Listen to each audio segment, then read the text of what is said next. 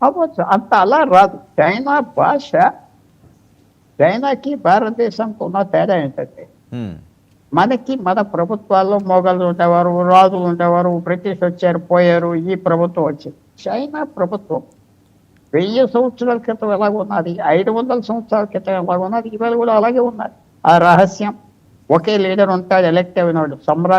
సమ్రాట లేకపోతే ప్రెసిడెంటా, ఆయన ఇష్టం వచ్చి చేయొచ్చు. చాలా కేర్ఫుల్గా ఆలోచిస్తారు. విరోధం ఈవేళతో అయిపోయింది. 100 సంవత్సరాలు, 200 సంవత్సరాల వరకు విరోధం తీసుకెళ్తారు. మిగతా వాళ్ళందరూ చచ్చిపోతారు, మనతో జ్ఞాపకం ఉంటారు. వ్యక్తుల మీద ఆధారపడి ఉంటుంది.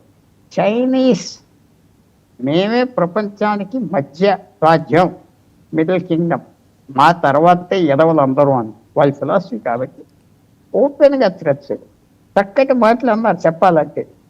పాకిస్తాన్కి వాళ్ళ సెక్యూరిటీకి కన్సర్న్స్ ఉన్నాయి, కానీ ఈ రెండు దేశాలు ఇలా మందలకు వెళ్ళకూడదు, ఆప్ చేయాలి, శాంతి తేవాలి ప్రాంతానికి, ఆ మాట కూడా అన్నారు కదా.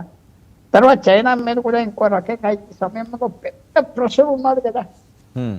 అమెరికా పెద్ద ప్రెషర్ తీసుకొస్తుంది కదా చైనా మీద ఆర్థిక వ్యవస్థలో. సో చైనాకి ఫ్రీగా లేదు బుర్ర.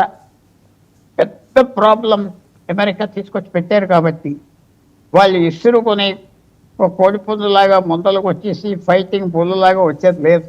కేర్ఫుల్గా ఇప్పుడు ఈ తగు వద్దు, భారతదేశంతో చైనా యుద్ధం చేయాలంటే పాకిస్తాన్ యుద్ధం చేయాలంటే చైనా పర్మిషన్ ఇవ్వాలి. చైనా ఇలాంటి సమయంలో చచ్చినా ఇవ్వదు, ఎందుకంటే వాళ్ళ మీద చాలా ప్రాబ్లమ్స్ వస్తాయి. ఇలాంటి సమయంలో అమెరికా పూర్తి సపోర్ట్ భారతదేశానికి ఇస్తారు, చైనా నొక్కేది. చైనా ఇవ్వదు. ఆటలు ఎంతవరకు వచ్చినాయో చూడాలి. కానీ ఈ సమయం భారతదేశానికి మంచి ముహూర్తమా, మంచి సమయమా ఆలోచిస్తే చైనాకి మాత్రం కాదు. సో అది